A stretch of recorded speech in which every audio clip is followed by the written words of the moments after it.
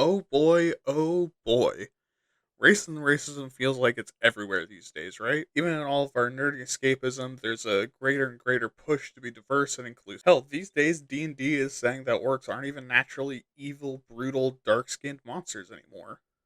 And yeah, good. Race has been a thing in fantasy and sci-fi for a long time, with a diverse world or universe being the bread and butter of epic fantasy and space opera for decades.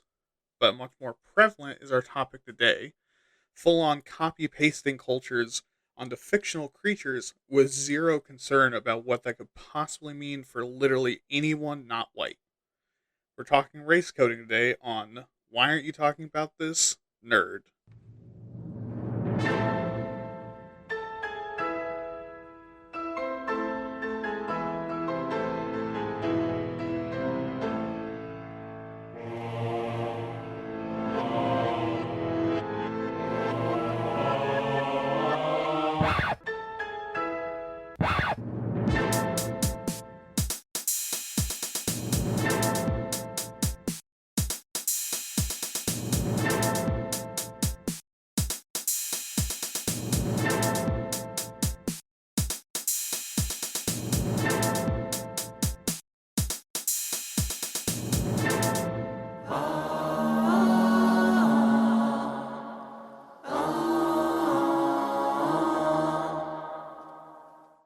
Hello, everyone, and welcome to Why Aren't You Talking About This, Nerd, aka WAYTAT Nerd. I am your host, William, and I want to thank you all for listening, even if it's to roast the fuck out of me in reviews or in comments or to make internet drama videos. The listens are appreciated regardless. Oh, and if you are making a drama video, I really advise you to scrape other parts of the barrel. The bottom's still in mint condition. Now, this is usually the part of the episode where I tell you all about the awesome and totally not death threat and spam filled updates and emails I'm receiving, but given that A, this is a new podcast from a absolute nobody, and B, this is the third episode of a batch of three to give my lazy ass 4 weeks of content head start. So instead, I'll remind you how this works. I find a topic that gets my nuts twisted in the bad way, and I do research on it and then regurgitate it into your mouth like that one Chainsaw Man scene in a way that hopefully is funny or is at the very least not boring to listen to. Tell you the definitions, some history, and why it's such a massive issue, and then how to fix it in your own writing. So let's get into it.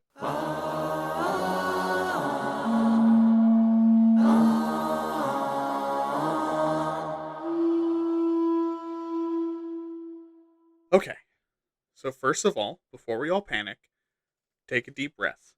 Here, I'll do it with you.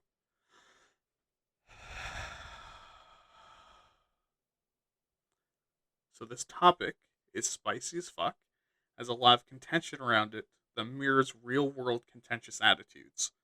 And speaking as a white man, this topic scares the hell out of me.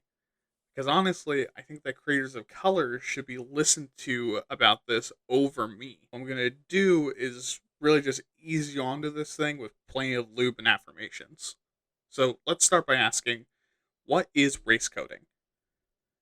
And this depends on which reality you're talking about, because it's also a thing in the actual real world instead of this meta world that writers exist in where we talk about made up shit like it actually happened, but still understand that's not real. Now, in the real world, race coding is the attributing and associating a number of things like politics, behaviors, physical traits, activities, economics, and a ton of other shit with one particular ethnic group. Now, this can be done in two separate ways, both having to do with the definition of what coding is. In the first, meaning like a secret code, would be doing the thing that's so prevalent in film and music that's become a joke. That being, say, a black actor is trying out for a role, and the scum suckling, jism guzzling executive watching tells them to urban it up. And we all know as a code for black, but saying black in this case is clearly racist, so instead they hide behind it by using the word urban. And now the other option is code as in category. Basically, that people use different ethnic groups as a way to sort data, like a government sorting population statistics by ethnicity, or an organization wanting to look diverse will make you write your ethnicity in a box for brownie points. However, this is also something the brain does because it's a wet, sloppy, glorified categorizing machine that became just self aware enough to be sad that it exists. Well, obviously, the first one is awful and very clearly racist. Both of these can and usually are pretty shitty. In fiction, however, race coding is the process of imitating a real life ethnicity and fitting it over your fictional ethnic groups, like putting a king size fitted sheet on a queen mattress. This includes things like cultural traits, speech patterns and language, physical traits or fashions, and everyone's favorite things ever, measured by use, not by enjoyment, stereotypes. Because very much like real world race coding, it doesn't have to be true, you just have to make it clear who you think you're coding.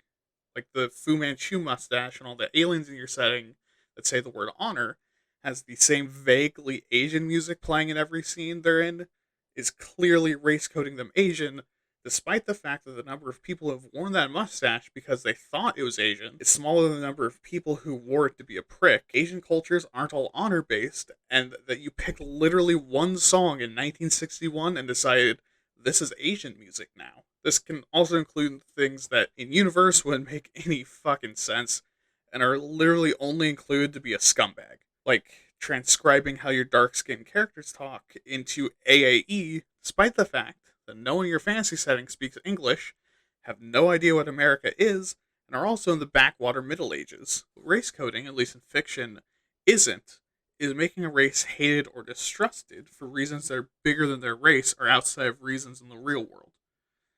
For example, if your funky looking aliens with eyeballs for nipples are persecuted because their empire is at war with humanity, that isn't race coding. But it would be if humans responded by kicking them all out of their homes and putting them in camps out in the middle of the desert until the war was over, because that's what America did to the Japanese during World War II. Now, should also probably cover what race actually is under these contexts. So, race in the real world, and why I try to say ethnicity now, is made the fuck up. Race is defined as the social construct that categorizes humans by skin color, physiological features, and genetic history. Race was a concept that went from a word that meant kin group in the 1500s and before to be applied to large groups to support the racial hierarchy that puts white people at the top and everyone else below them, and to legitimize treating people like shit by being able to say, oh, only X group are humans because they're the only ones with my human traits. Yeah, race is a relatively new concept.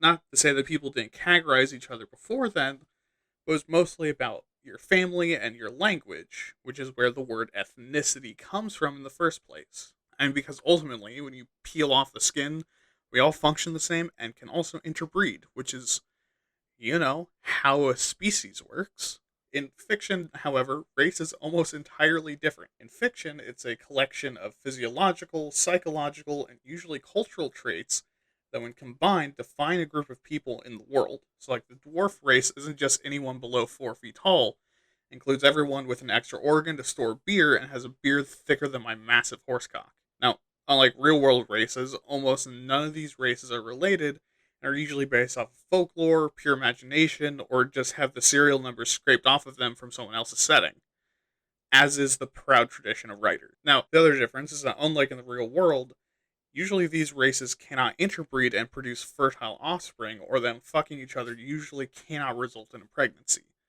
much to the disappointment of the breeding fetish community. Alternatively, this process is very difficult or results in some really horrific monster or is relegated to specific species. Like it was old D&D lore that orcs should breed with anyone, which is extra fucking scary when you consider every other part of their lore. So now looking at these, we have a bit of a basis for understanding this topic better, and I've hopefully dispelled the fears that I'm secretly racist or was going to reveal some really fucked up shit about what I think about some certain minority. Trust me, I am just a white dude trying my best to show that I actually give a fuck instead of virtue signaling or being one of those his heart's in the right place old dudes who still use racial slurs when he talks about minorities deserving rights. Now, also, as I hope you can see, there's some stark points already being made. I mean, for one, race coding a real ethnicity onto a fake one can cause issues like dehumanization, by literally portraying another subtype of human as a non-human creature, are turning the vague and minor differences between human ethnicities into massive fucking chasms. And also getting into the other term I want to describe here that I swear to all that is holy and profane and Rogaine and propane I have not found described that everyone agrees is a thing. This is something I'm calling the backwash effect. The backwash effect is based on the thing gross people and children, sorry for saying gross people twice, do when they drink something. Rocket spit back into the beverage. The backwash effect is when you conflate a thing in your fictional world with a real world inspiration and subconsciously alter your audience's perception of both the fictional thing and the inspiration with the other. It sounds complicated, but, for example, say that you base the culture of your goblins on the culture of the Sioux Native Americans. Now, if you don't break the suspension of disbelief, your audience's brain is still in learning mode, so seeing things that remind them of real world stuff, their brains will automatically associate the information you're giving them with their understanding of the Sioux and form a connection, no matter how small, between goblins and Sioux. But goblins in fiction are stupid, weak, paranoid, backstabbing, often treacherous and stinky, and more often than not, abusive as fuck. And your already preconceived notions of the Sioux bleed into your perception of goblins. Now, for most people, this might at worst just cause some mild confusion when they mistakenly think that the Sioux use poison bugs in their arrowheads, or are surprised when a goblin tribe aren't nomadic before they realize, oh right, that's from that one story. And at best, it can be inspiration for their next story. But if it's someone's first exposure to both things, or if your writing suddenly gets popular and it's the cool new thing to slap Native American stereotypes on your goblins, then a lot of the information in this person's brain is conflating these stinky, stupid, backstabbing goblins with Native Americans. Thus, the backwash effect. So with that covered, let's get into the history.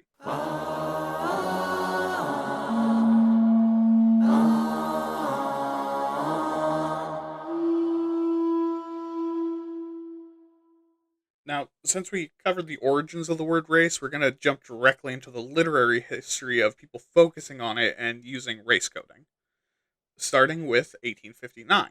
Now, if you know history or were given the educational equivalent of a moldy corner of white bread like everyone else in the US K-12 system, you know that this was a contentious time as far as race goes. Not just in America, but across the world. This also just so happens to be the year of publication for the first sci-fi novels, and as you can imagine, this means that sci-fi from the beginning was balls deep in the idea of race and racism. But this wasn't just the worst possible way you can imagine. There were stories like Herman Lang's The Air Battle, about Asians and Africans using white slaves to go to war with each other, but there were also stories like Martin R. Delaney's Blake, or The Huts of America, A Tale of the Mississippi Valley, the Southern United States and Cuba, quite the title, that followed a black narrator on a cross-country tour of black Americans of the day. Throughout the 1800s, race was a very common talking point in literature, especially fiction, and would one day be sci-fi, including some white supremacist literature like The Final War in 1896 or The Yellow Menace in 1898, which if you couldn't tell, that second one is about the threats that Asians were to white people. At this time, before 1900, as we were starting to realize we could write about shit that didn't exist yet, both inevitably and clearly, race came up. It was something that a variety of authors had a variety of reactions to. Some thought that minorities would become majorities and were either really happy about that or scared out of their fucking jimmies. Others continued to tout that the power of white people, like enjoying mayonnaise and having a complex around people that failed the paper bag test, would make them the supreme type of human being on Earth and either eliminate or enslave all other races, and were again shining their schlong to the thought or blasting out of both ends in fear. Very few during this period had race as a footnote in their speculative fiction writing, with most at least talking about the fates of the human races in their world. From 1901 through the Second World War, as in the US especially, racial freedom was on the rise. Much of the sci-fi of the time used this as an opportunity to experiment a bit with the concept.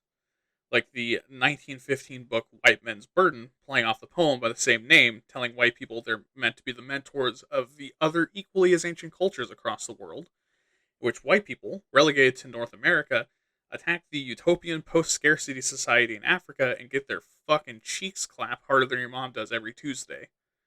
Much to the white anger and sissy fit of the white narrator before he gets teleported back to 1915 in his own time and learns nothing from the experience. While Black No More in 1931 mocks the idea of race in general by introducing skin pigment changing technology that turns the narrator white, and he joins the KKK as one of its leaders. But, of course, being white people in America, we couldn't just chill the fuck out for 2 seconds and let minorities vent their frustrations, like a Karen overhearing retail workers cuss on their lunch break. So in the same period, white people made a ton of books talking about how evil and terrible anyone who couldn't hide on top of a vat of vanilla ice cream are, including the 1928 book The Menace, which is not about Dennis. Rather, it's about black people pretending to be white people to infiltrate politics and the social order and overthrow it, assumedly by ripping off the masks of pasty old white dudes in the middle of a congressional hearing to reveal a room full of black people. Which honestly just sounds like it'd be the best fucking prank ever imagined.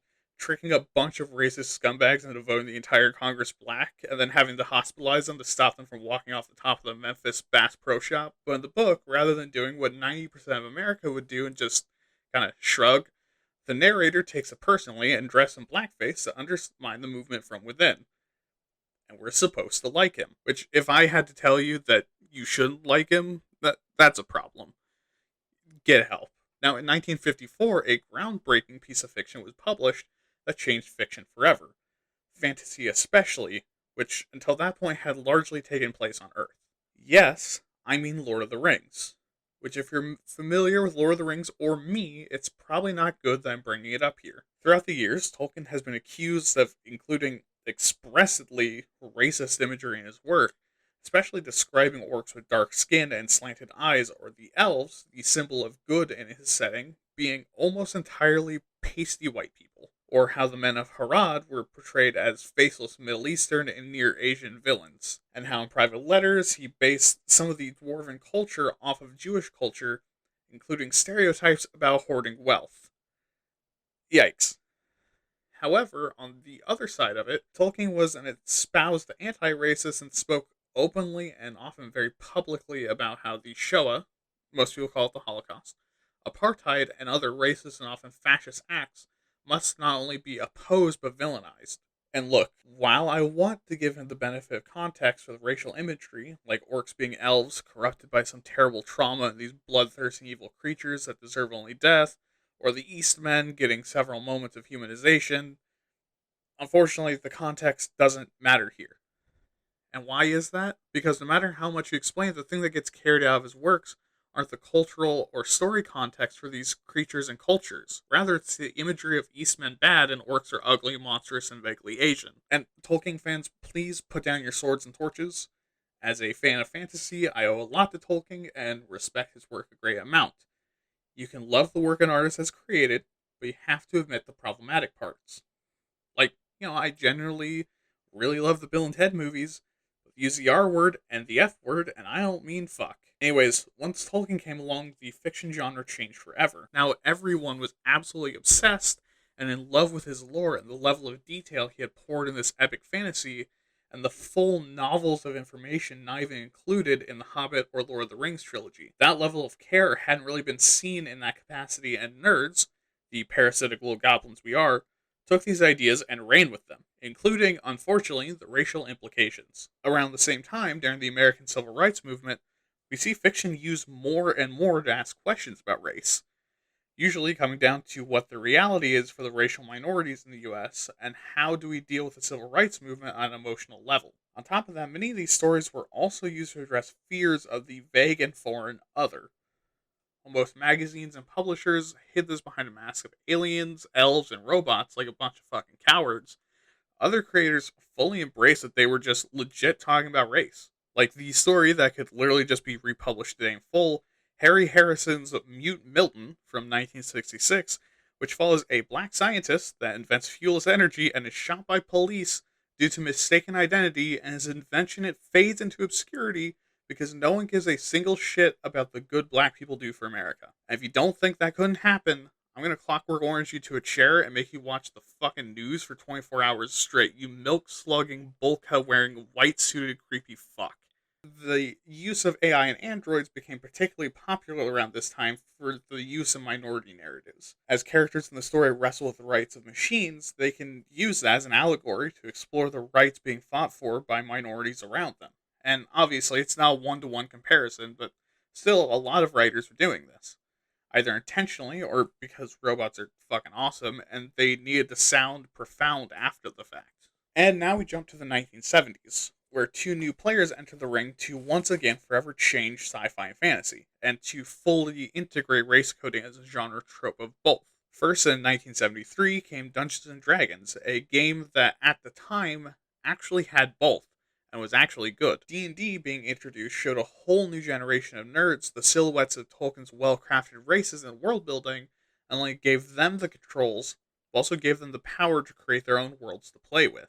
And it exploded in popularity like a hamster in the microwave, and much like that example, the genre and the microwave were never the same again, meaning that the halflings, dwarves, elves, orcs, and goblins we see today in almost every fantasy media under the sun was inspired by Tolkien, Vance, and other writers from the 1950s and 60s, filtered through the lens of a 1973 Gary Gygax, and also bands of sweaty nerds across the US that would later read and write fantasy, which I think explains why it's so prevalent in fantasy, at least. Now, the great change in sci fi was massively influenced by Star Trek in 1969 and later Star Wars in 1977. Now, the alien designs for both were based very heavily on the 1960s pulp sci fi designs for aliens.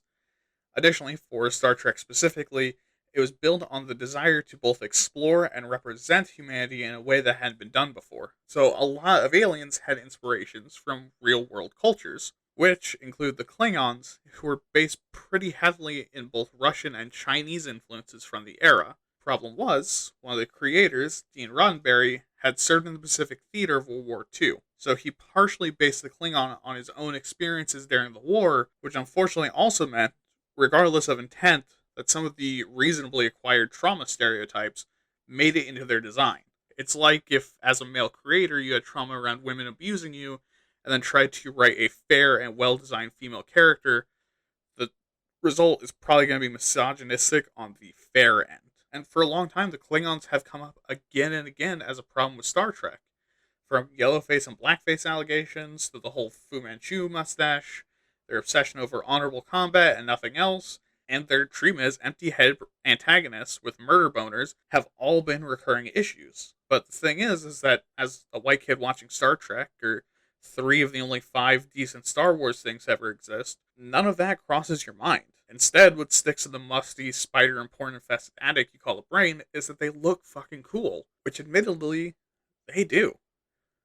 Which takes us all the way to the present day. Now, over time, larger and larger sections of the nerd community have come to the consensus that maybe we should stop basing everything off of fiction that was created in the 1970s by people who were influenced by the gloriously in hindsight kind of racist stuff based off of actually racist stuff based on actual racists. Now, this isn't because we white people realize we're wrong.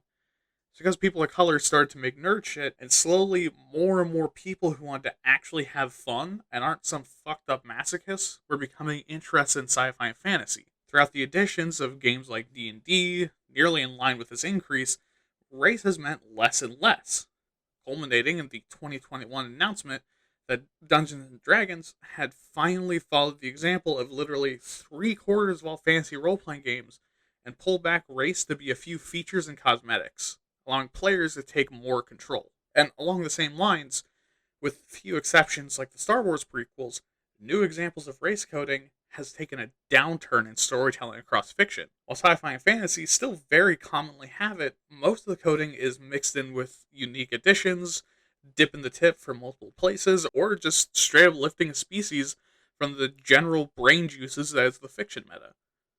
And with that, we're going to talk more about modern concerns of race coding.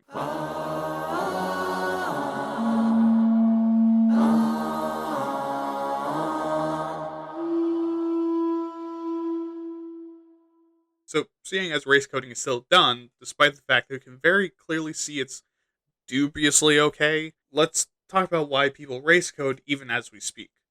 Or I speak. If you're talking back to me right now, I can't hear you because this is in the past. Now, the first reason, and probably the most common, is that race coding is easy. Imagine, if you will, that you're trying to make a fully fleshed out world full of distinct cultures and people and organizations for your next role playing game whose first session is rapidly approaching. Well, you can just lean on real world cultures and ethnicities to do that for you, because most likely what's going to happen, anyways, is your fuckhead piece of shit players won't even do anything but try to bang and then kill the local hooker like they're playing GTA, or get stuck on the second plot point and tell you you're bad at your job like a 5-year-old that somehow became a game journalist throwing a tantrum. So it doesn't even matter if these cultures aren't unique. You just need something to fill the gap in case your players decide to ascend to literally anything beyond the least competent people that have ever lived and finish your story in a single night. Alternatively, if you're writing a story because of Tolkien and his linguistics degree having ass, so many writers feel like they need a lore document denser than the skull of the average Bleach fan to even start writing. It's easier to just take a general outline of the real world culture and put in the matching region of the world and move on to other shit. And in both cases, it's easier than really trying that hard. And if it's for a place that's unlikely to get much attention, it's probably fine anyways. Secondly, people also race code because they genuinely think the thing that they're using is cool. This might be someone who took inspiration from another fictional thing that was race coding, or they're pulling from real life cultures themselves. Maybe they're super into Chinese naval history like the fucking nerd they are, and so they copy paste the navy of a Chinese dynasty about 1 in 10 white people even know about into their space opera as the primary ships of the Imperial Navy. Now, of course, unfortunately, is the same Imperial Navy that just glassed the planet because the horny teenager that got handy from the Admiral's daughter just so happened to live there. So that might make some people get weird about this clearly Chinese inspired group committing a war crime on civilians. But on the other hand, someone writing a fantasy novel really likes the interpretation of elves being a tribal culture in touch with nature, living in an endlessly chilly forest far to the west. So they changed the brand name from Magic the Gathering to Aching Mega Titer and just slot that concept into the world without really considering the implied race coding of elves, with all the baggage that has as a Native American. You know, the whole narcissistic ultra racism that elves are known for. Third is someone trying to be diverse or inclusive in their storytelling. This on its own isn't a bad thing. If you pull it off, it can be a really, really good piece of writing that both manages to be inclusive and was a whole lot easier to write. But if you're reading much of anything, you know that very rarely does someone create a good piece of writing.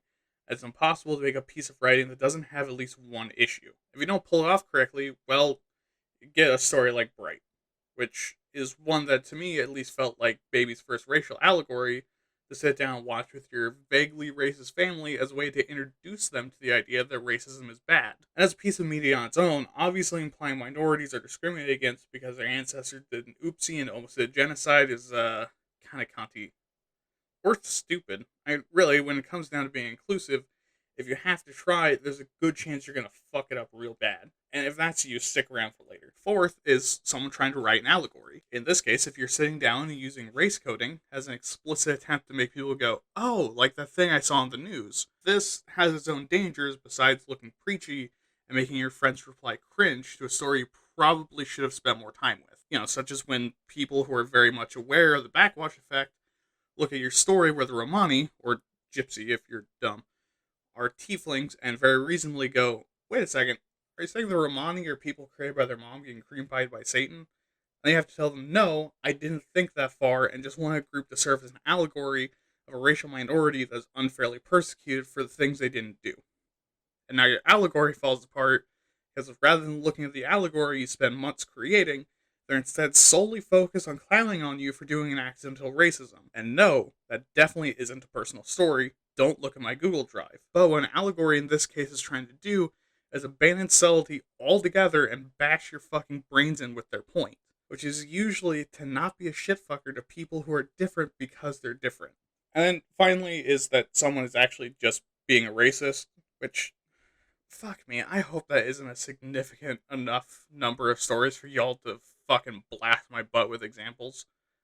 I really hope it's like 4 stories made in the 80s and the Star Wars prequels. Okay, with that established, let's talk about the arguments around race coding.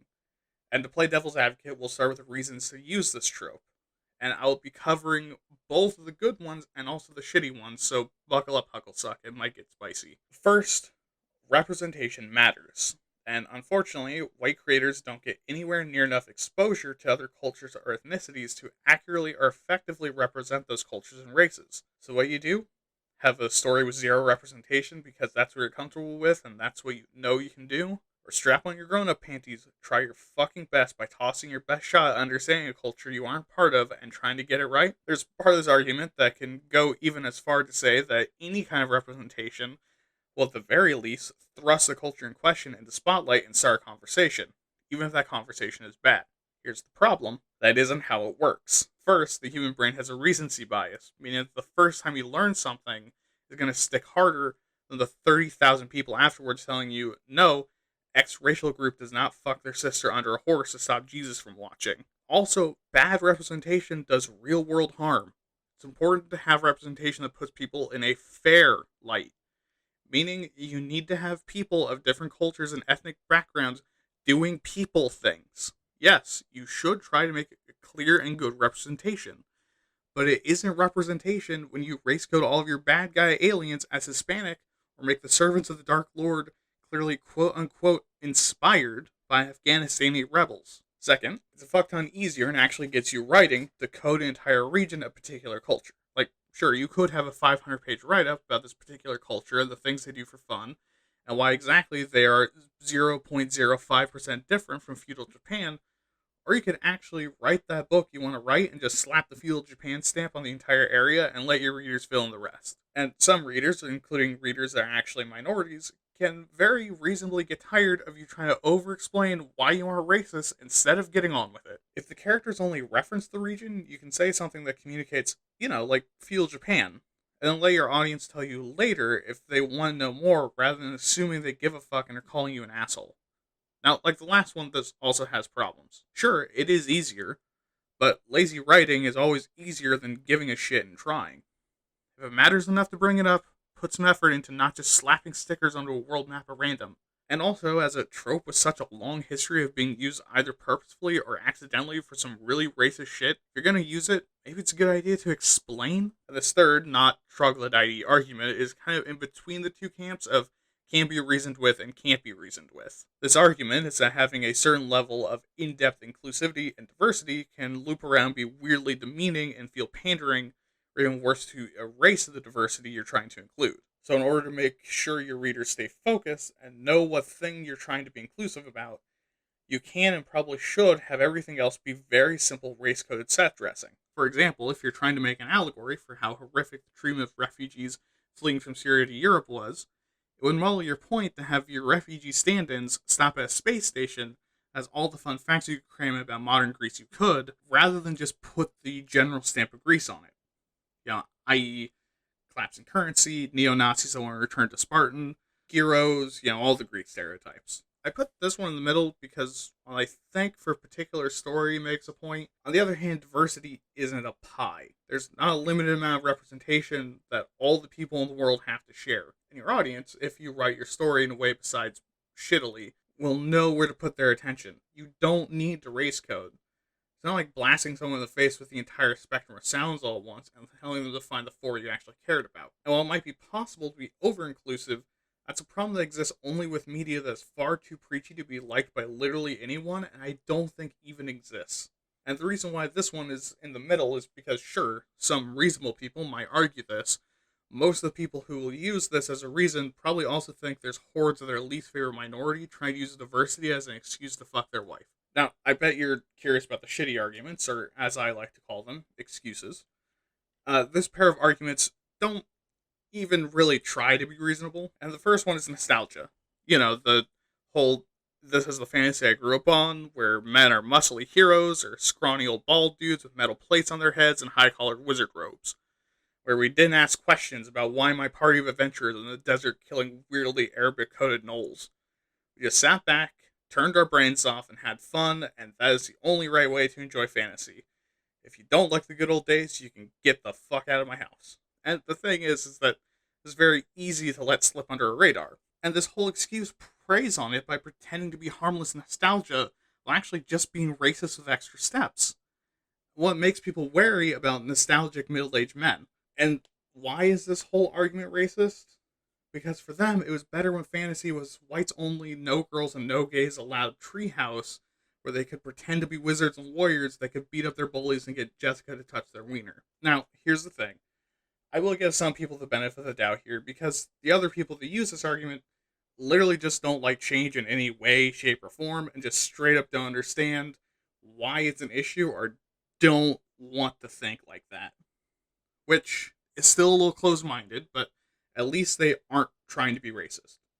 You know, like grandpa that still uses Asian slurs because his best friend from high school died in the Pacific. Is he being racist? Yes, absolutely. Can we stop him? No, absolutely not. Is he too old for it to keep happening for very long? Probably.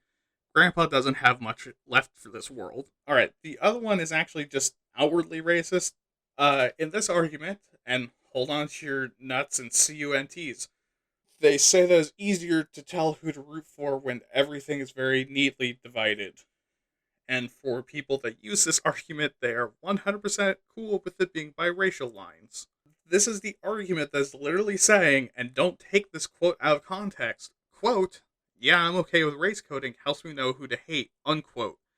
With everything we've covered so far, is there an excuse for this?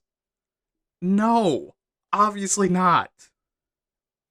And now, normally I do a flip side, and if you're upset with me for not, take a pause for a moment. Well, sure, there's theoretically stuff to cover here. But one, it's something we're going to cover soon anyways, and two, what the fuck do you want me to do?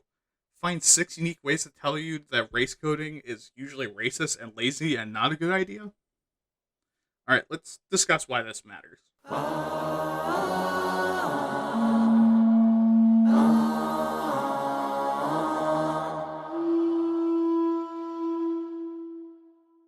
Okay, so as much as I've told you that it's bad, why should anyone care or do anything? First of all, I'd like to say that I'm honored that you're listening, Tucker Carlson. It's honestly really cool to have family members tell me that they heard me talk about getting fucked in the ass on Fox News. Jokes aside, race coding is steeped in some shitty or potentially shitty history. As we discussed, when it resurges in the modern age with Tolkien and Star Trek, it was either done without the attention it deserved or potentially maliciously to cause harm to minorities.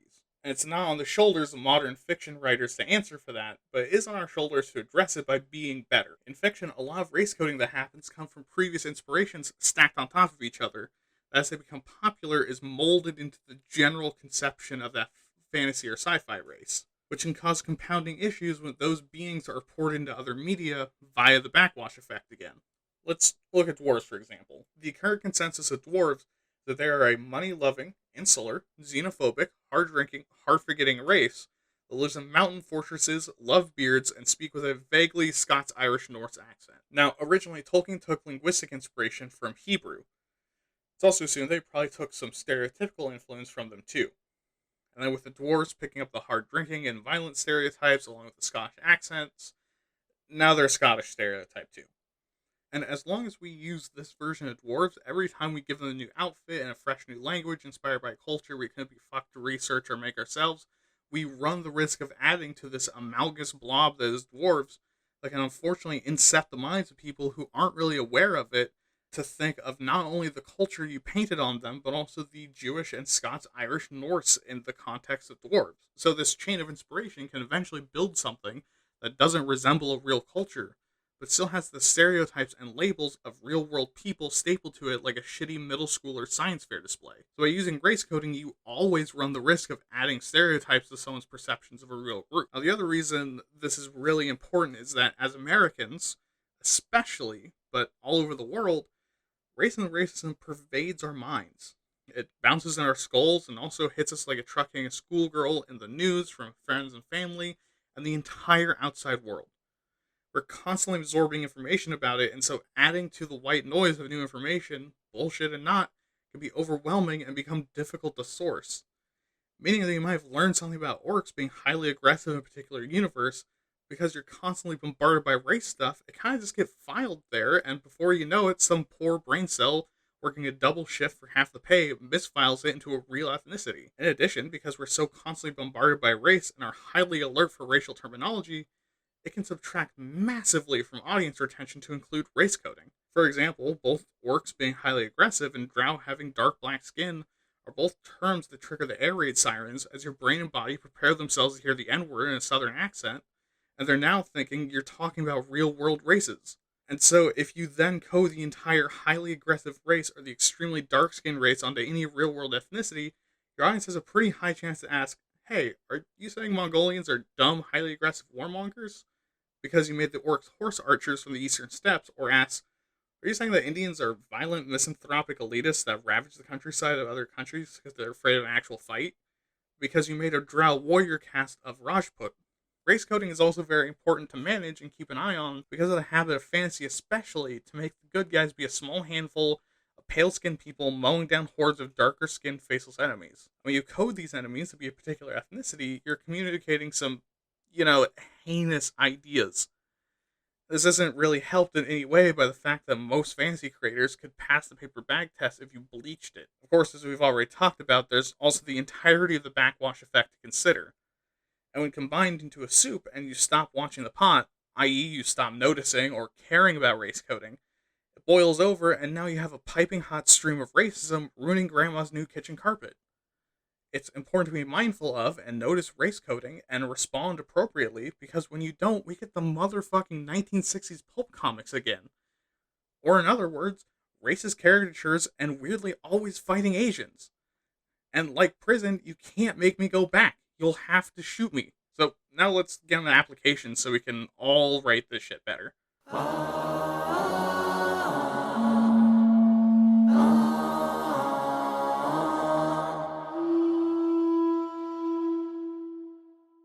And I really mean that.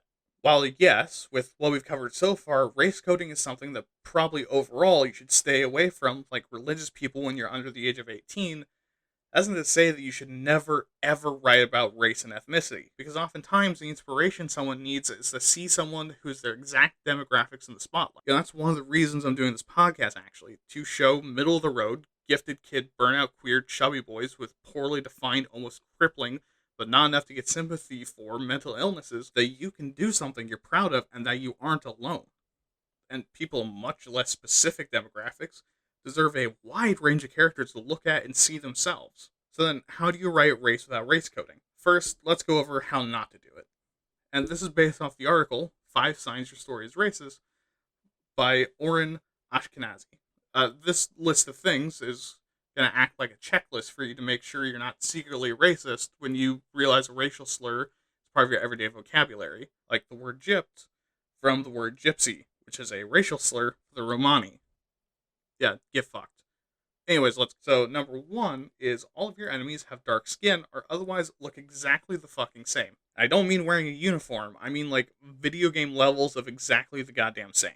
Like, I designed 4 pairs of legs and 2 faces to design an entire fucking army kind of the same. Now, this is the most commonly seen with minions of the Dark Lord enemies, so like an army of orcs that are all a bunch of dark or green-skinned brutes that just so happen to have their very humanizing eyes completely covered, or vaguely Eastern European soldiers that all share the name Ivan with the same hobbies of stomping on puppies and punching babies, who all universally believe that their suspiciously skeletal supreme leader is absolutely in the right and are down to die for the cause. This is clearly a problem because you're not just being lazy, you're coding an entire culture as unforgivably evil that you've based on a real world culture. At best, it looks like you're talking shit.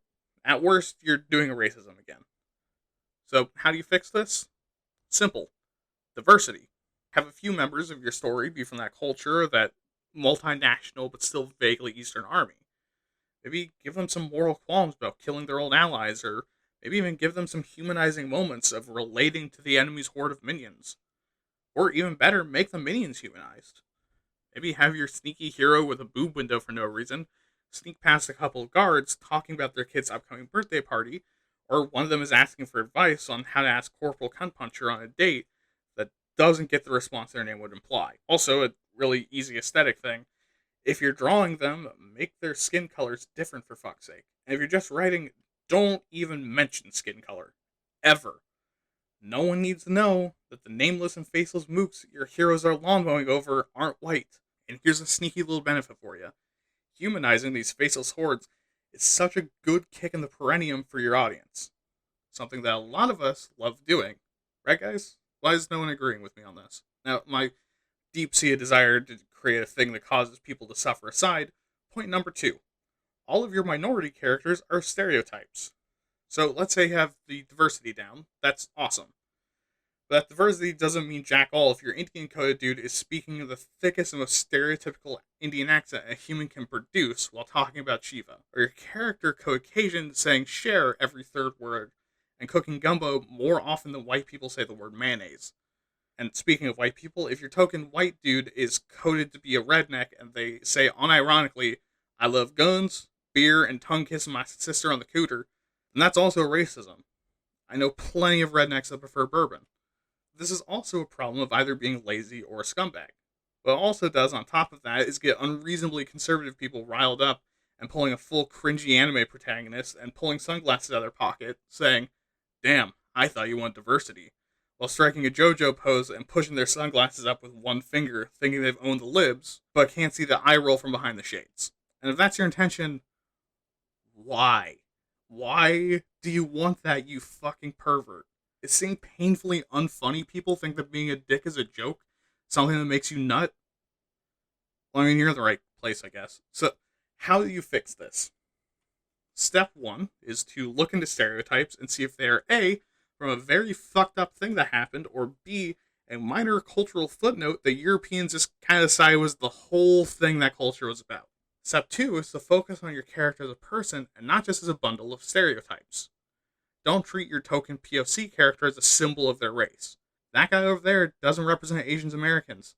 He's just a dude named Josh that grew up in the suburb with 2 helicopter parents. Step 3 is to introduce traits that play with the stereotypes, typically by countering or outright ignoring their existence.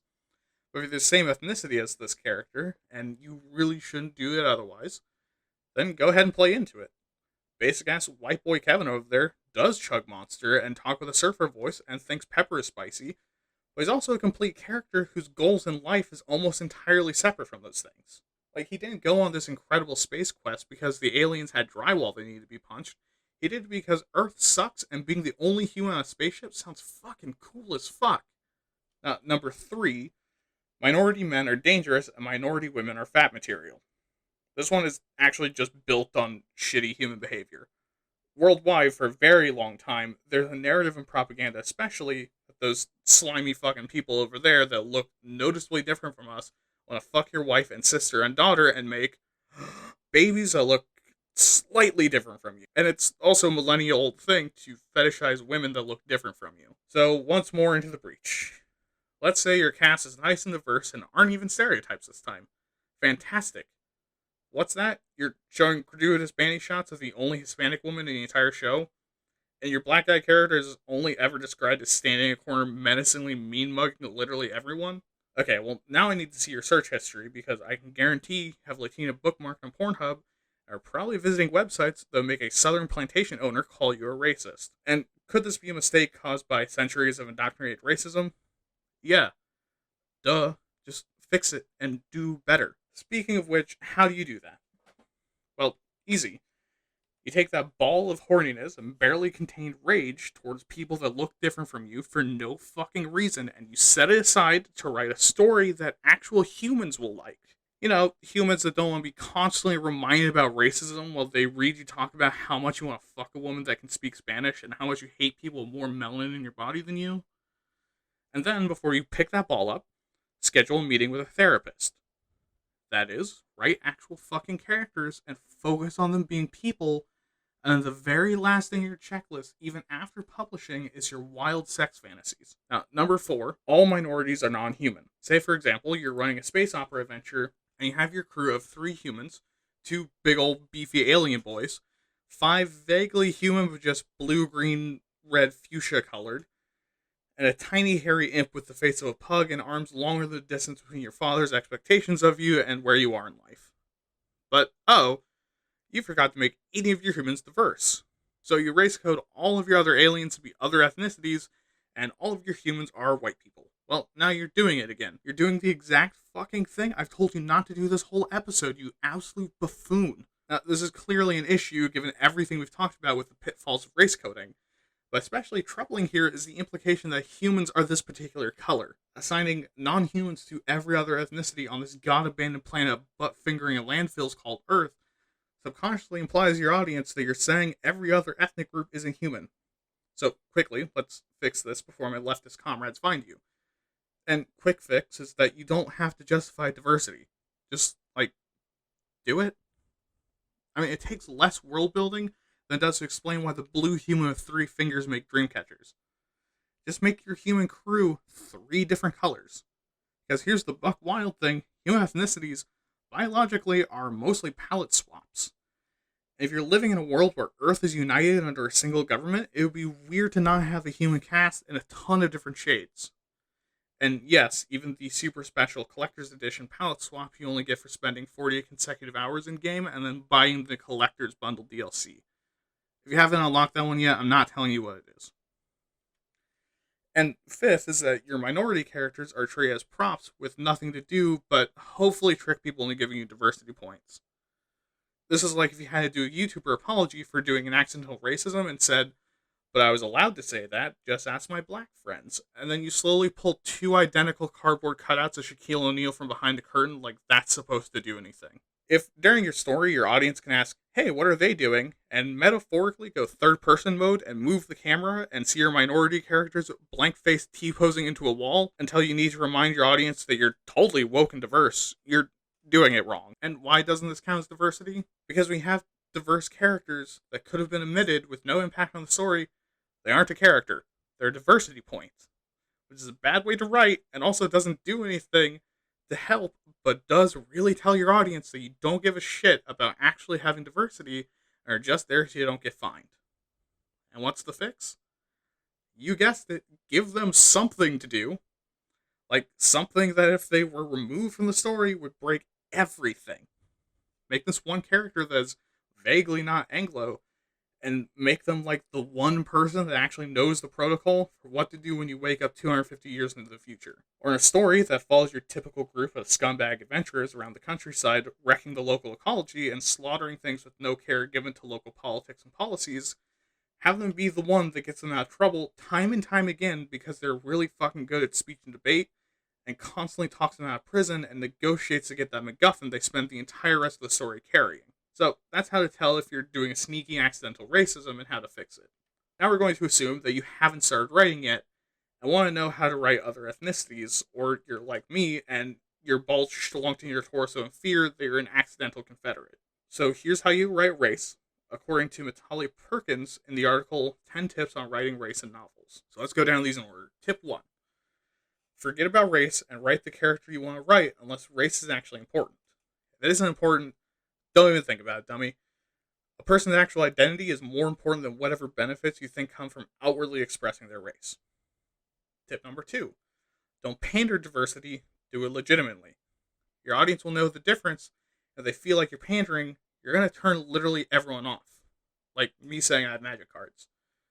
People that want diversity will see you don't care. People that couldn't be fucked either way will see you pandering to someone who isn't them and go pout in the corner like a middle child. And people who hate diversity will be looking online for your address to go shit bomb your house. And Vitaly Perkins also brings up 2 questions you should ask yourself if you find yourself pandering. Why are you describing the ethnicity of your characters? And if you're writing for a generation of readers who regularly mix and explore race and ethnicity, why aren't you doing the same? Basically, what's your hang-up? Tip 3. Let your audience create the cast if it's a non-visual medium. Besides some general descriptors, let your audience fill in the rest for what makes sense to them. The big benefit of this tip is that your audience creates the cast they're happy with, meaning you don't have to read their mind to make them happy. Just let them go buck and futz. Tip 4. Understand the relationship of your character's ethnicity to both themselves and also the world around them. While, sure, you could mix and match the ethnicity of your characters to your heart's content, unfortunately, in the real world, different ethnicities are treated differently, and this impacts how people behave. It's like gender swapping your character. Like, yes, in a perfect world that should have no impact on who you are as a person, it does because of the expectations of others. It also covers how your characters think about their ethnic background, like if they're happy about it, ashamed, or just don't notice most of the time. Tip 5. check your nonverbal descriptors. Going green with illness or red with rage or embarrassment are really only visible when someone's skin is pale enough to react really strongly to blood flow. The same is said for someone who's fucking platinum blonde or has blue eyes. These are all things associated with white people, so make sure that if you want a racially ambiguous character, to leave these out completely. Tip 6. Question your visuals. Is your cast monochromatic or have token ethnicities? Why is that? Is your comic artist a lazy piece of shit, or did you write a bunch of white people? Did your cover artist think that your novel would sell better if there was a nondescript, conventionally attractive white teenage girl in a black t-shirt on the cover? Or did you say Asian more than 5 times and now the cover is a girl in a kimono? Ask yourself these questions, and if you realize it's a problem, ask for a change or change it yourself. Tip 7. Don't use jargon and transcribed accent. Just please don't. Unless you did your homework and can do the actual legitimate jargon, slang, diction, and sentence structure of that particular ethnicity instead of stereotypes. It's like if someone wanted to write a Canadian, so they start every sentence with eh, or a Pacific Northwesterner and start every sentence with, I think the bitterness adds to the flavor, actually. I can say that when I'm from the Pacific North. Tip 8. You're allowed to write characters that aren't your own ethnicity. It's not illegal, and the FBI can't stop you. Become ungovernable. Anyways, as long as you're respectful and actually know what you're talking about, which is very easy, you can write whoever you want. If you were relegated to writing only characters within your demographic, my writing would be even more boring than it already is. Imagine character after character of chunky white dude with mental problems and a real masochistic streak. That's entertaining like once or twice, not every time. Tip 9. Don't be afraid to push your skill cap. It's okay to not know what you're talking about, and it's okay to be wrong, as long as you learn from it and correct it and try your best in the first place. That is for everything, but this specifically about growing your writing skills and becoming a better person by literally educating yourself into being less of an asshole. I mean, take me as an example, or as a whole. I rarely know what I'm talking about, but that doesn't stop me from trying. Obviously, also, this doesn't include being kind of a cock the first time you write a non-Anglo character, take a skill issue, and start fucking it up again. And tip 10, avoid being creepy when describing a person's ethnicity, like using food. It's cliche and kind of out of touch, and makes people think one of two things. 1, chopping women up in the basement and getting a taste, or metaphorically, wanting to eat their genitals, which is fetishy again. Think of something unique to describe their skin tone. Or do what I tend to do and just describe where they come from, or outright say, this guy's Hispanic, rather than jerk myself off calling the guy a Werther's I'd like to suck on. And with that, we're basically done with the advice. And I'm sure you're ready to receive even more of a lecture, huh? So, on to the soapbox.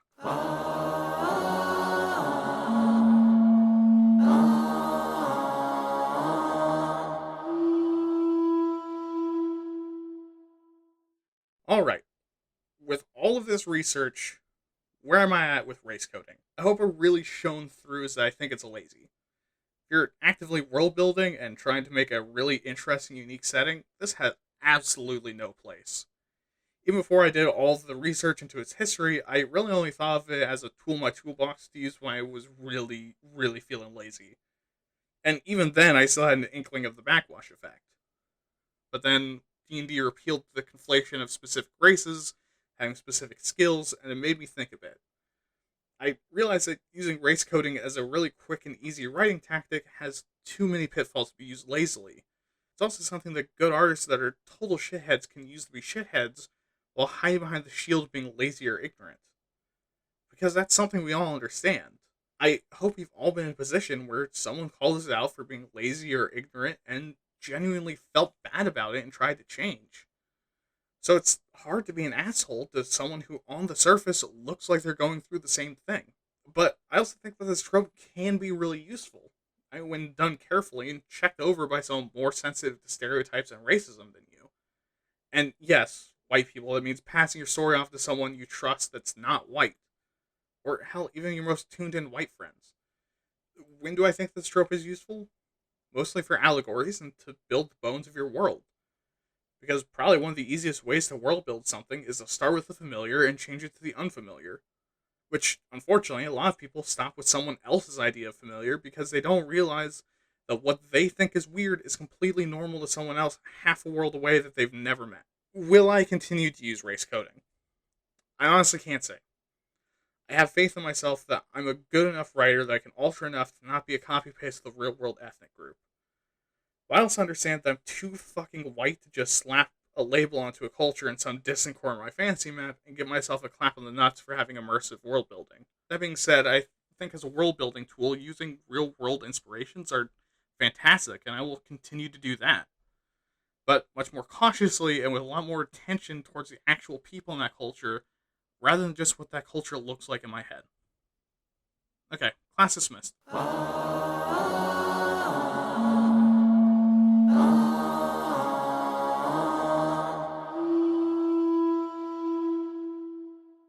Alright, and there you have it. Probably not the jokes per minute you're used to, but that's because I was scared shitless.